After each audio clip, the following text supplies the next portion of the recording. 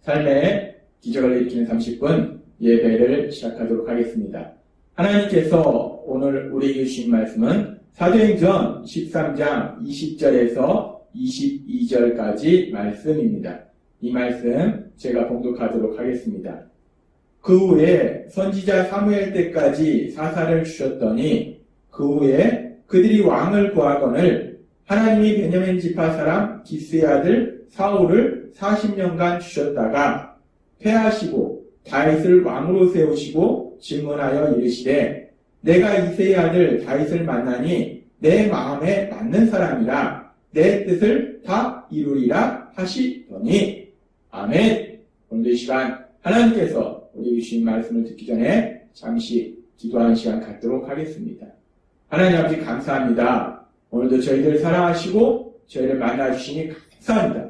하나님 아버지 오늘도 하나님께서 주시는 말씀을 통해서 저희를 사랑하신 하나님 그 하나님을 만나게 하시고 그 하나님의 말씀을 듣게 하셔서 그 말씀의 순종함으로 인해서 하나님의 기쁨이 되며 하나님의 영광을 나타내는 저희가 될 수 있도록 은혜 베풀어 주옵소서. 예수님의 이름으로 감사하며 기도드리옵나이다. 아멘. 하나님께서는 어제 우리에게 사도행전 13장의 말씀을 통해서 출애굽의 역사를 이루신 하나님, 그 하나님의 역사하심을 통해서 말씀해 주시면서 우리가 믿는 하나님, 그 하나님은 어떤 분이신가에 대해서 말씀해 주셨어요. 연약하고 어리석고 미련함에도 불구하고 그런 우리를 사랑하시는 하나님, 그 하나님에 대해서 우리에게 말씀해 주셨습니다. 그렇게 하나님은 이스라엘 백성을 그리고 우리들을 사랑하시고 그래서 이스라엘 백성을 출애굽시키시고 이제 가나안 땅에 정착해서 살도록 하신 그 하나님은 계속해서 사도행전 13장 20절에서 이렇게 말씀합니다. 그 후에 선지자 사무엘 때까지 사사를 주셨더니 라고 말씀합니다. 하나님께서 이스라엘 백성을 출애굽시키셔서 가나안 땅에 살도록 만들어주시고 그렇게 가나안 땅에 살도록 만들어주셨을 때 이제 너희 힘과 노력으로 살아라 라고 말씀하시는 것이 아니라 계속해서 하나님은 그들을 보살펴 주신다는 거예요. 지켜주신다는 겁니다. 사사들을 통해서 그들을 위기에서 구해주시고 그들을 지켜주시는 그들을 보호해주시는 그 하나님의 그 사랑을 우리가 계속해서 볼 수 있어요. 하나님께서는 그렇게 이스라엘 백성과 함께 하시고 그들을 지켜주시고 보호해주시는데 그렇게 하나님께서 그들을 계속 지켜주시고 보호해 주실 때 계속해서 사도행전 13장 21절은 이렇게 말씀합니다. 그 후에 그렇게 사무엘 때까지 하나님께서 사사들을 보내주셔서 이스라엘 백성을 지켜주시고 보호해 주셨는데 그 이스라엘 백성이 그 후에 그들이 왕을 구하거늘 하나님이 베냐민 지파 사람 기스의 아들 사울을 40년간 주셨다가 라고 말씀합니다. 하나님께서 그들을 출애굽시키셨고 그들을 가나안 땅에 정착하도록 하셨고 가나안 땅에 사는 동안에 사사들을 통해서 그들을 지켜주시고 보호해 주셨는데 그런데 그럼에도 불구하고 이스라엘 백성들은 우리에게도 왕을 달라라고 얘기합니다. 세상에 다른 나라들이 왕이 있으니까 그 왕을 통해서 강력한 나라를 이루니까 우리도 세상의 다른 나라들처럼 왕을 달라라고 이스라엘 백성이 요구합니다. 근데 사실 그 이스라엘 백성의 왕은 누구이신가? 연약하고 미련한 인간이 아니라 할 수 있는 것보다 할 수 없는 것이 더 많은 인간이 아니라 모든 것을 아시고 모든 것을 할 수 있는 그 하나님, 그들을 출애굽시키셨고 가나안 땅에 정착시켜 주신 그 하나님, 그 하나님이 진정 이스라엘 백성의 왕이시라는 거예요. 그래서 그 하나님이 진정 이스라엘 백성의 왕이셔서 그들을 지켜주시고 보호해 주시는데 그들은 지금 요구하는 거예요. 우리에게도 세상의 다른 나라처럼 왕을 달라는 거예요. 그런 그들의 악한 요구에 대해서 하나님께서 응답해 주십니다. 그래서 그들의 기준으로 세상의 기준으로 강력해 보이는 사울을 그들의 왕으로 세우셔요. 사울은 우리가 알다시피 다른 사람보다 훨씬 키가 컸어요. 키가 크다는 것은 힘이 세다는 거예요. 강력하다는 겁니다. 세상적인 기준으로 볼 때 강력해 보이는 그 사울을 이스라엘 왕으로 세우셨습니다. 그런데 그렇게 그 사울을 이스라엘 왕으로 세우셨는데 그 사울이 결국은 하나님의 말씀에 불순종합니다. 그래서 계속해서 사도행전 13장 22절은 이렇게 말씀합니다. 패하시고라는 것은 사울을 왕의 자리에서 패하셨다는 거예요. 사울을 왕의 자리에서 패하시고 계속해서 다윗을 왕으로 세우시고 증언하여 이르시되 내가 이새의 아들 다윗을 만나니 내 마음에 맞는 사람이라 내 뜻을 다 이루리라 하시더니 라고 말씀합니다. 하나님께서는 하나님의 말씀에 불순종하는 사울을 왕의 자리에서 패하시고 이제 새로운 왕으로 다윗을 세우신다는 거예요. 그래서 하나님은 말씀하실 때 뭐라고 말씀하시는가? 내가 이새의 아들 다윗을 만나니 라고 말씀합니다. 여기서 하나님께서 이새의 아들 다윗을 만나니 라는 이 말씀은 우리가 원어적으로 살펴보면 헬라어 원어로는 휴리스코라는 단어를 사용하는데 이 휴리스코라는 단어는 내가 발견했다라는 의미를 가지고 있어요. 이 단어가 어디에 사용되는가? 우리가 지금 하나님께서 내가 만나니 라는 이 말씀이 어떤 의미를 가지고 있는지를 좀 더 자세히 알기 위해서 이 단어가 사용된 성경의 다른 부분을 살펴보면 이 휴리스코, 내가 발견했다라는 이 헬라어 단어가 어디에 사용되었는가? 마태복음 13장 44절에서 이 단어가 사용되어집니다. 마태복음 13장 44절은 이렇게 말씀합니다. 천국은 마치 밭에 감추인 보화와 같으니 사람이 이를 발견한 후 숨겨두고 라고 말씀합니다. 밭에 감추인 보화를 발견하다. 그 보화를 발견하는 것, 보물을 발견하는 것. 이때 발견함이라는 단어가 휴리스코. 지금 이 사도행전에 나오는 만나니 라는 단어와 같은 단어를 사용한다는 거예요. 따라서 지금 밭에 감추인 보화를 발견한 것 같은 그 똑같은 단어를 지금 만나니 라는 단어에 사용한다는 것은 사람이 어떤 보물을 발견하는 것처럼 그렇게 하나님께서 다윗을 발견한 것이 다윗을 보물처럼 여기신다라는 그런 의미를 가지고 있다는 거예요. 그래서 지금 이 사도행전 13장 22절에서 지금 하나님께서 다윗에 대해서 내가 만나니라는 이 말씀은 하나님께서 다윗을 그렇게 보배롭게 너무나 귀한 존재로 여긴다라는 말씀이라는 거예요. 하나님은 그렇게 다윗을 보배롭고 귀한 존재로 여기신다는 거예요. 왜 다윗을 그렇게 보배롭고 귀한 존재로 여기시는가? 우리가 사도행전 13장 22절의 말씀을 다시 한번 살펴보면 사도행전 13장 22절에 이렇게 말씀합니다. 패하시고 다윗을 왕으로 세우시고 증언하여 이르시되 내가 이새의 아들 다윗을 만나니 내 마음에 맞는 사람이라 라고 말씀합니다. 내 마음에 맞는 사람이라 내 뜻을 다 이루리라 라고 말씀하십니다. 하나님은 다윗에 대해서 다윗은 내 마음에 맞는 사람이다 라고 말씀합니다. 내 마음에 맞는다. 하나님의 마음에 맞는다는 것이 무엇을 의미하는가? 이 맞는 사람이다 라는 것은 내 마음을 뒤따르는 사람이다. 쫓는 사람이다.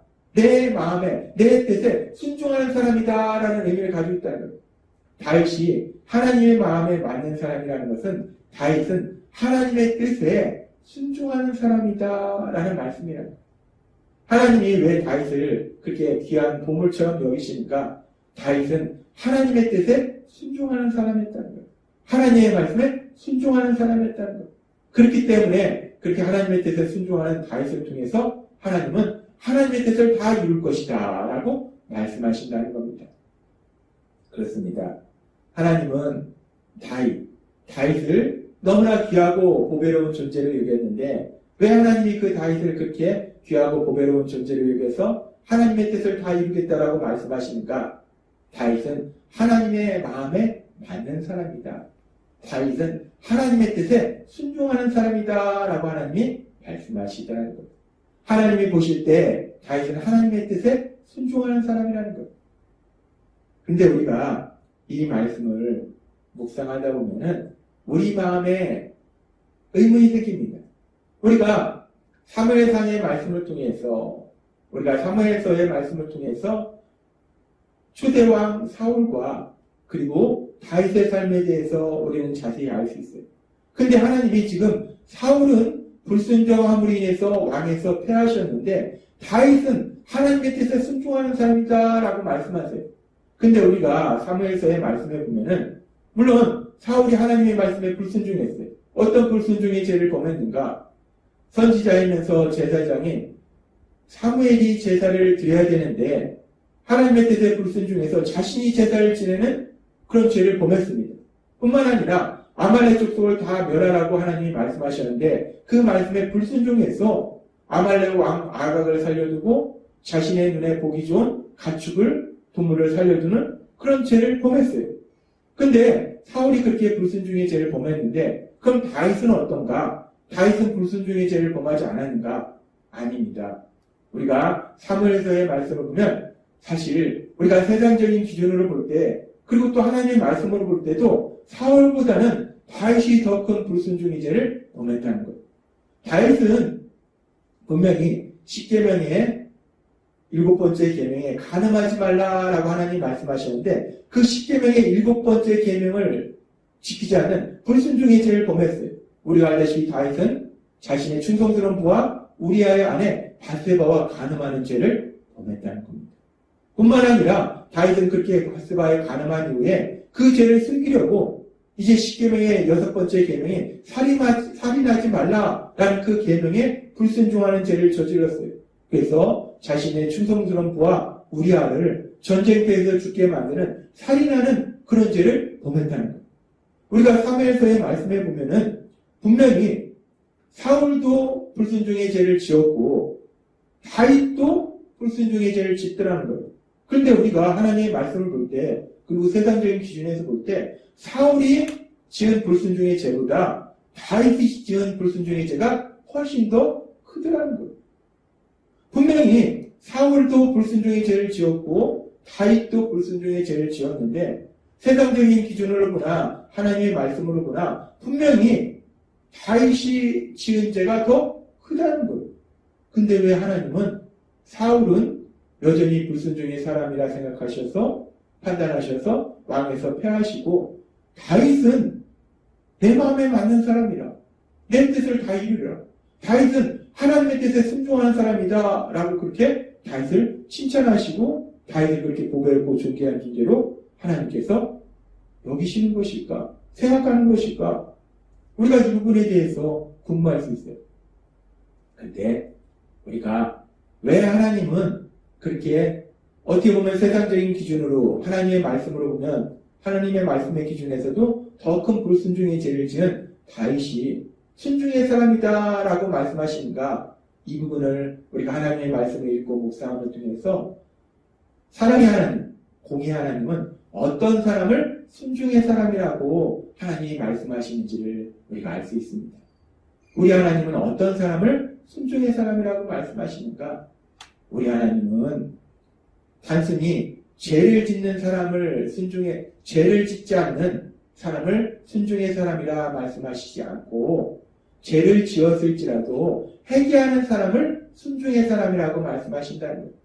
사울은 다윗보다는 어떻게 보면 작은 불순종의 죄를 지었지만 사무엘 선지자를 통해서 그 죄를 하나님이 깨닫게 하실 때 말씀하실 때 사울은 자신의 죄를 인정하지 않았습니다.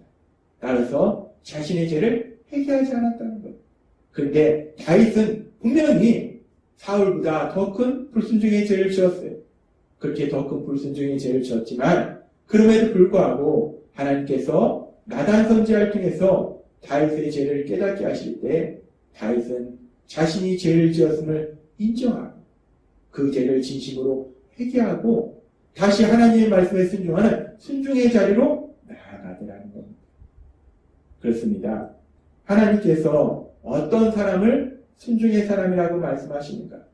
하나님은 하나님의 말씀에 전혀 불순종하지 않는 100% 순종하는 사람을 순종의 사람이라 라고 말씀하시는 것이 아니라 연약함으로 인해서 때로는 불순종의 죄를 지을지라도 다윗처럼 그렇게 불순종의 죄를 지을지라도 하나님께서 그 죄를 깨닫게 하실 때 그 죄를 인정하고 자신이 죄를 지었음을 인정하고 그 죄에 대해서 진심으로 회개하고 다시 하나님의 말씀에 순종하는 자리로 나아가는 사람을 순종의 사람이다 라고 말씀하신다는 것.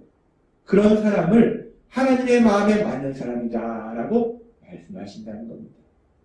하나님께서 오늘 우리에게 주신 말씀처럼 우리도 우리 안에 계신 성령님의 인도하심에 따라서 하나님의 마음에 맞는 사람이다 라는 칭찬을 받았던 그 다윗처럼 그렇게 우리도 하나님의 마음에 맞는 사람이라는 칭찬을 받을 수 있는 우리 모두가 되었으면 좋겠습니다.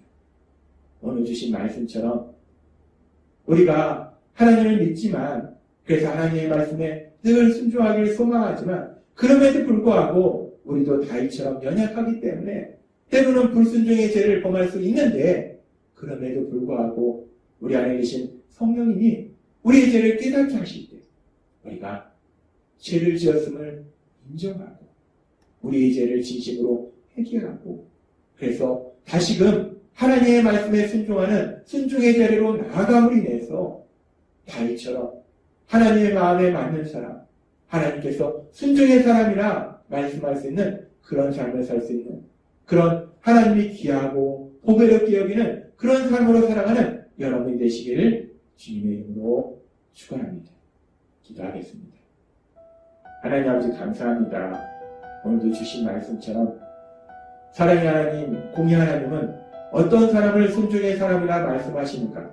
오늘 주신 말씀처럼 전혀 죄를 짓지 않는 사람을 순종의 사람이라 라고 말씀하시는 것이 아니라 연약해서 누구나 죄를 지을 수 있는데 비록 죄를 지었지만 하나님이 죄를 깨닫게 하실 때 그 죄를 지었음을 인정하고 그 죄를 진심으로 회개하고 다시금 하나님의 말씀에 순종하는 자리로 나아가는 사람을 순종의 사람이다 라고 말씀하신다 오늘 우리에게 말씀해 주셨습니다. 하나님이 주신 말씀처럼 우리가 그렇게 다윗처럼 하나님 말씀에 맞는 사람, 순종의 사람으로 세상을 살아감으로 인해서 하나님을 기쁘시게 하는 하나님의 영광을 나타내는 저희가 될 수 있도록 은혜 베풀어 주옵소서. 예수님의 이름으로 감사하며 기도드리옵나이다. 아멘. 이 시간도 하나님께서 우리에게 주신 말씀을 묵상하면서 조용히 기도하는 시간 갖도록 하겠습니다.